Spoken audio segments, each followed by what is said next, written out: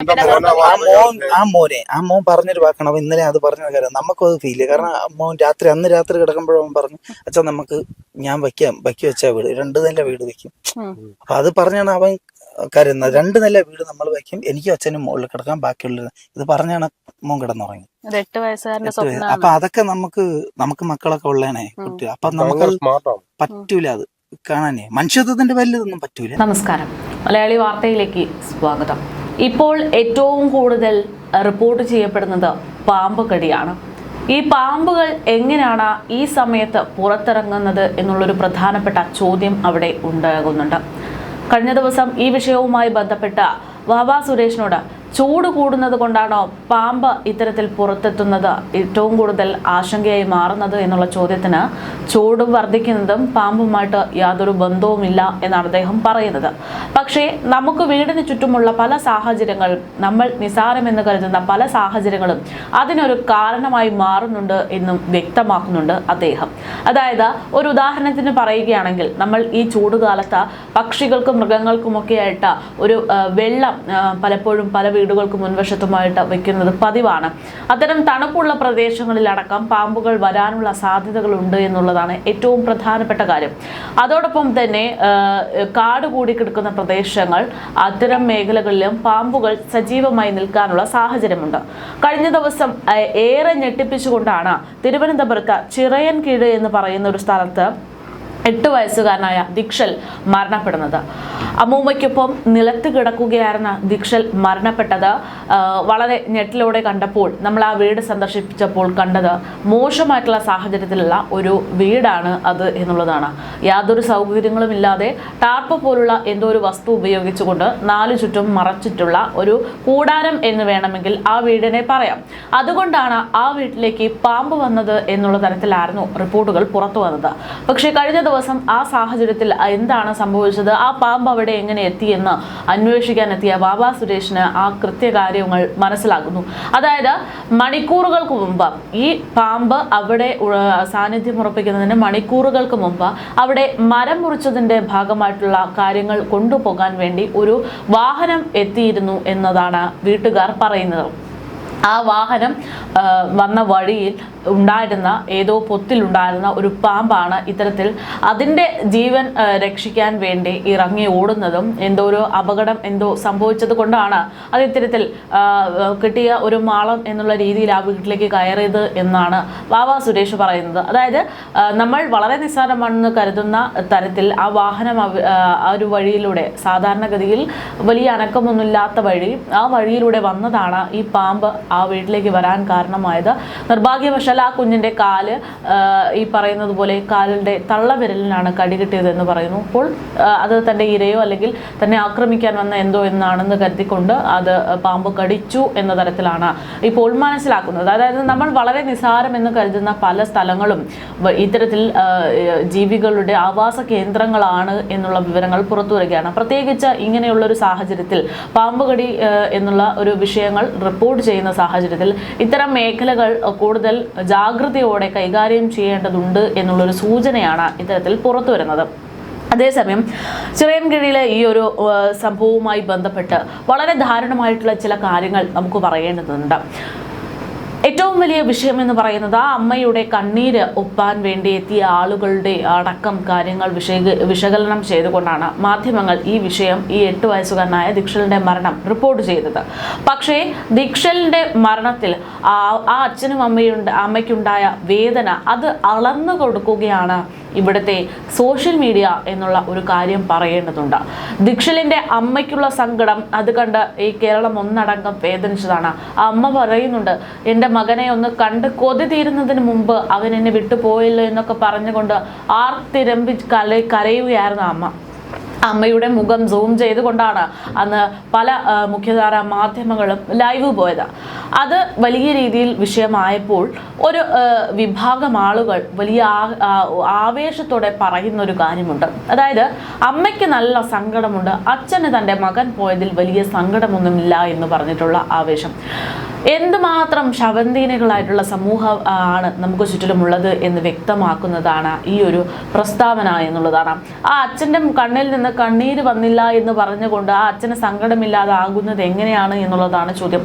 സമൂഹ മാധ്യമങ്ങളിലൂടെ ഇപ്പോൾ ദീക്ഷലിന്റെ പിതാവിനെ വലിയ രീതിയിൽ സൈബർ ആക്രമണം നടത്തുന്നുണ്ട് എന്നുള്ള വാർത്ത പുറത്തു വരുമ്പോൾ നമ്മുടെ സമൂഹത്തെക്കുറിച്ച് പറയുമ്പോൾ വളരെ നാണക്കേട് തന്നെയാണ് എന്നാണ് പറയേണ്ടുന്നത്. ആ പിതാവിന് ആ കുഞ്ഞു മരിച്ചതിൽ യാതൊരു സങ്കടവുമില്ല എന്ന തരത്തിൽ ചില വാർത്തകൾ പ്രചരിപ്പിക്കുന്നുണ്ട്. ഇത്തരം വാർത്തകൾ പ്രചരിപ്പിച്ചതിന്റെ ഭാഗമായിട്ട് അവരുടെ നാട്ടുകാരും സുഹൃത്തുക്കളും അതിശക്തമായിട്ടുള്ള പ്രതിഷേധങ്ങളാണ് ഉയർത്തുന്നത്. പക്ഷേ ഇതിനിടയിൽ അവർ പറയുന്നൊരു കാര്യമുണ്ട്. അതായത് ഈ മരണം സംഭവിക്കുന്നതിന്റെ അവസാന നിമിഷത്തിൽ പോലും ആ കുഞ്ഞ് പറഞ്ഞ കാര്യങ്ങൾ ഓർത്ത് നെഞ്ചു പൊട്ടുകയാണ് ആ പിതാവിന് എന്ന്. അതായത് നമ്മൾ ആ വീടിന്റെ സാഹചര്യങ്ങളൊക്കെ കണ്ടതാണ്. ആ വീടിന്റെ സാഹചര്യം എന്ന് പറയുമ്പോൾ ഏറ്റവും വലിയ അടിസ്ഥാന സൗകര്യങ്ങളിൽ ഒന്നായിട്ടുള്ള വീട് എന്നുള്ള ഒരു വസ്തുവാണ് അവർക്ക് ഇല്ലാതായിപ്പോട്ടുള്ളത്. പക്ഷേ ആ കുഞ്ഞ് മരിക്കുന്നതിന് തൊട്ട് മുൻപ് പോലും തൻ്റെ അച്ഛനോട് പറഞ്ഞിരുന്നൊരു കാര്യം എന്ന് പറയുന്നത്, അച്ഛാ, ഞാൻ പഠിച്ച ജോലിയെല്ലാം ആയതിനു ശേഷം നമുക്കൊരു 2 നില വീട് കെട്ടണം എന്നുള്ളൊരാഗ്രഹമാണ്.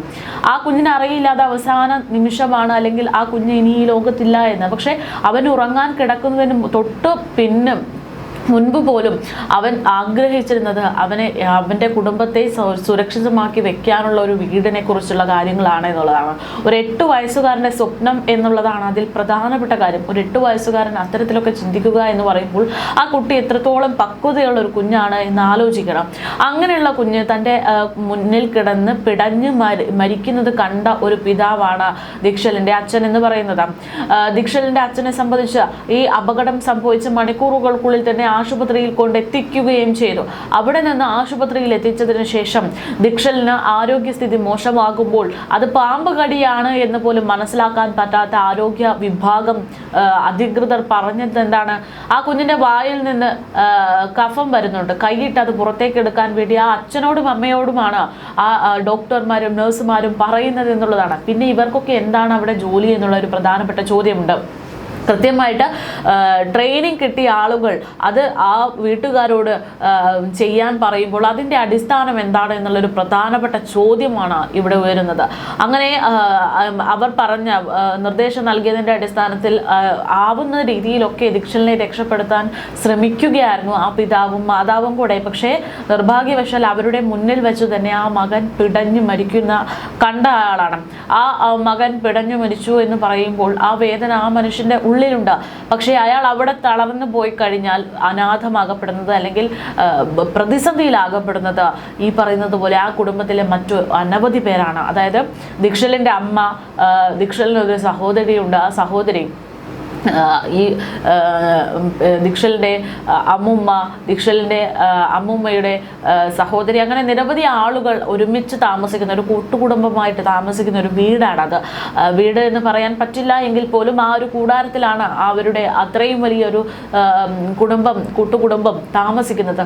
ആ കൂട്ടുകുടുംബത്തിലെ ഏക അത്താണിയാണ് ഇന്ന് സോഷ്യൽ മീഡിയയിൽ ഇത്തരത്തിൽ സൈബർ ആക്രമണം നേരിടേണ്ടി വരുന്ന ദീക്ഷലിൻ്റെ പിതാവ് എന്ന് പറയുന്നത്. അപ്പോൾ അയാൾ അവിടെ കരഞ്ഞ് തളർന്ന് ഇരിക്കുകയാണെങ്കിൽ ആ കുടുംബത്തിനെ മുന്നോട്ട് നയിക്കാൻ ആരും ഉണ്ടാകില്ല എന്നുള്ള വസ്തുത അയാൾക്കറിയാം. അതുകൊണ്ടാണ് വേദനകൾ കടിച്ചമർത്തിക്കൊണ്ട് അയാൾ അവിടെ ഇരിക്കുന്നത് എന്നുള്ളതാണ്. സോഷ്യൽ മീഡിയയിൽ ഇത്തരത്തിൽ വലിയ രീതിയിൽ സൈബർ ആക്രമണങ്ങൾ വരുമ്പോഴും ദീക്ഷലിൻ്റെ വീട്ടിലെ യഥാർത്ഥ അവസ്ഥ തുറന്നു പറഞ്ഞാണ് ദീക്ഷലിൻ്റെ സുഹൃത്തുക്കൾ ഇപ്പോൾ രംഗത്തേക്ക് വരുന്നത്. അതോടൊപ്പം തന്നെ ആ വീട്ടിൽ പാമ്പ് എങ്ങനെ എത്തി എന്നുള്ള കാര്യങ്ങൾ വ്യക്തമാക്കി വാവാ സുരേഷും കഴിഞ്ഞ ദിവസം രംഗത്തെത്തി അവരുടെ വാക്കുകളിലേക്ക്. വീട്ടുകാർക്കുള്ള വഴിയാണ് ഇത് അന്ന് ഓട കെട്ടി അവര് സ്ലാബ് ഇടാന്ന് പറഞ്ഞതാണ് പഞ്ചായത്തുകാർ. പക്ഷെ ഇതുവരെ ചെയ്തിട്ടില്ല. അവിടെ വരെ ഇന്റർലോക്ക് ഇട്ട് അവര് നിർത്തിപ്പോയി. അതെന്താ അങ്ങനെ ചോദിച്ചായിരുന്നില്ലേ? പിന്നെ ചോദിച്ചായിരുന്നു. അപ്പൊ പറഞ്ഞു ഉടനെ ചെയ്യും എന്ന് പറഞ്ഞു. ഇന്ന് വരെ ഉടനെ ചെയ്തിട്ടില്ല. ഇത് പറഞ്ഞിട്ട് എത്ര കാലമായി? പറഞ്ഞിട്ട് ഇപ്പൊ ഒരു വർഷത്തിൽ കൂടുതലായി. ഒരു വർഷത്തിൽ കൂടുതലായി. ഇന്റർലോക്ക് ഇട്ട സമയത്താണ്. അപ്പൊ ഇവിടെ ഓട വെട്ടാൻ വേണ്ടി എല്ലാം റെഡി ആയതാണ്. പിന്നെ അവരത് ഇട്ടിട്ട് പോയി.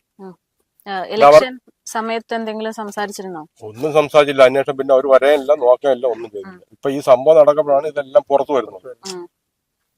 ഇത് അന്ന് ഓട കെട്ടി കൊടുത്തിരുന്നെങ്കിൽ ഈ ഒരു പ്രശ്നമല്ല, ഇവർക്ക് സുഖമായിട്ട് നടന്നു പോവാം. ഈ വെള്ളം ഇപ്പൊ 2 സൈഡിൽ കൂടെയാണ് പോകുന്നത്. ഈ മഴ പെയ്യുമ്പോൾ വെള്ളം മൊത്തം ഇവിടെയാണ് വരുന്നത്. മഴ സമയത്ത് ഇതുവഴി നടന്നു വരാനേ പറ്റില്ല. അതന്നെ, അത് ഇത് കാണുമ്പോ തന്നെ മനസ്സിലാവും. മഴ പെയ്ത് കഴിഞ്ഞാൽ മൊത്തം തൊളിയായിരിക്കും.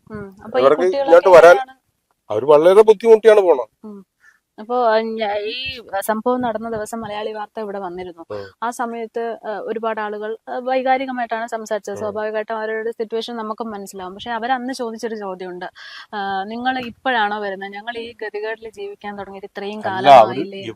ഇവരെ സംബന്ധിച്ചിടത്തോളം കുടുംബത്തിനെ സംബന്ധിച്ചിടത്തോളം ഇവർ ഒരു കാര്യത്തിന് ഇറങ്ങൂല. ഉം. ഇപ്പൊ നമ്മൾ എന്തെങ്കിലും കാര്യത്തിന് ഇറങ്ങണം, ഇറങ്ങിയെങ്കിൽ മാത്രമേ നമുക്ക് നമ്മളെ ഇത് കിട്ടുള്ളൂ. ഇവിടെ തന്നെ ലൈറ്റ് ഇല്ലായിരുന്നു നേരത്തെ, ഈ പോസ്റ്റ് ഒന്നും ഇല്ലായിരുന്നു, ഒന്നുമില്ലായിരുന്നു. അവര് ചിമ്മിനി വട്ടത്തിലാണ് കഴിഞ്ഞത്. പിന്നെ അത് അപേക്ഷ കൊടുത്താണ് ഈ ലൈറ്റ് വന്ന് ഇപ്പൊ ഇവിടെ ലൈറ്റ് വരെ ഇട്ടിട്ടുണ്ട്. എത്ര കാലം ഇവിടെ കറണ്ട് ഇപ്പൊ കിട്ടിയിട്ട് ഒരു 2-3 വർഷമാകുള്ളൂ. 3 അല്ല അവർ കറണ്ട് ഒന്നും ഇല്ലാതെയാണ് ജീവിച്ചത്. അപ്പൊ ഇതിനൊരു പരിഹാരം ഉണ്ടാവുന്ന തോന്നുന്നുണ്ടോ? ഈ പറയുന്നത് പോലെ ഈ വാഗ്ദാനങ്ങൾ. മോനിങ്ങനെ സംഭവിച്ചപ്പോ എല്ലാവരും വന്ന് ഇങ്ങനെ പറയുന്നുണ്ട്, ചെയ്യുന്നുണ്ട്, പ്രാബല്യത്തിൽ വരുള്ളൂ എന്നുള്ളത് എല്ലാവരും ഇപ്പൊ ഈ ഒരു ചൂടിൽ പറയുന്നുണ്ട്. എല്ലാം ഓക്കെ ആവും, എല്ലാം റെഡിയാവും, അതാണ് നമ്മൾ പറയുന്നത്. പക്ഷെ എത്രത്തോളം വരും എന്നുള്ളത് അറിയില്ല. ഇതുപോലെ തന്നെ ഇതേപോലെ അവസ്ഥയിൽ കഴിയുന്ന ഒത്തിരിയും വീടുണ്ട്. ഞാൻ ഇന്നലെ ഒരു മോളുടെ ഒരു വീഡിയോ ഉണ്ട്, പാമ്പ് അടിക്കാനായിട്ട് ഇവിടെ രാജേഷ് ഏട്ടൻ വന്നപ്പോ അതിൽ ആ വീഡിയോയിലുണ്ട്, ആ കുട്ടി യൂറിൻ എന്തോ പാസ് ചെയ്യാൻ പോകുന്ന ടൈമിൽ ഒരു മൂർഖനായിരുന്നു എണീച്ച്. ആ വീടിന്റെ അവസ്ഥ വല്ലാത്ത കിട്ടണം. അപ്പൊ ഇതൊക്കെ നമ്മൾ കാണണം. നമ്മള് പാർട്ടി ബേസോ അല്ല, അങ്ങനെയൊന്നും അല്ല. നമ്മള് മനുഷ്യത്വത്തിന്റെ പേരിൽ എല്ലാവരും കൂടെയൊക്കെ സഹകരിച്ചാൽ നടക്കാവുന്ന കാര്യമുള്ളൂ. ഈ പറയുന്നത് പോലെ മുഖ്യമന്ത്രിയെ കുറ്റം പറഞ്ഞിട്ട് മുഖ്യമന്ത്രിക്ക് നേരിട്ട് ഇല്ലല്ല, നോക്കാൻ അതിലൊന്നും കാര്യമില്ല. അവരൊന്നും പക്ഷെ കാണുന്നില്ലല്ലോ. കാണാൻ പറ്റുന്നത് നമ്മളുടെ അടുത്തുള്ള ഭരണാധികാരികളാണല്ലോ. അങ്ങനെ ആ ഒരു രീതിയിലല്ല സംസാരിക്കുന്നത്. നമ്മള് നാട്ടുകാരല്ല, നമ്മുടെ ആ വോട്ട് സമയത്ത് മാത്രമേ അവർ വരൂ. ഒരു മോന് അത് നമുക്കൊക്കെ അറിയാവുള്ള ഇതുണ്ടാവുന്നത് ആ വിഷമം. അപ്പൊ പലരും ചാനലിൽ പറയുന്നുണ്ട്, ഇതൊക്കെ ഒഴിവാക്കേണ്ട കാര്യങ്ങളാണ്. പബ്ലിക് ആയിട്ടിരുന്നുകൊണ്ട് പറയുന്നത് അച്ഛനൊരു വിഷമമില്ല, അതൊക്കെ നമുക്ക് ഒരുപാട് ഫീൽ ചെയ്തു. കാരണം അവൻ എത്ര അനുഭവിച്ചെന്നുള്ളത് നമുക്കേ അറിയാവുള്ളൂ.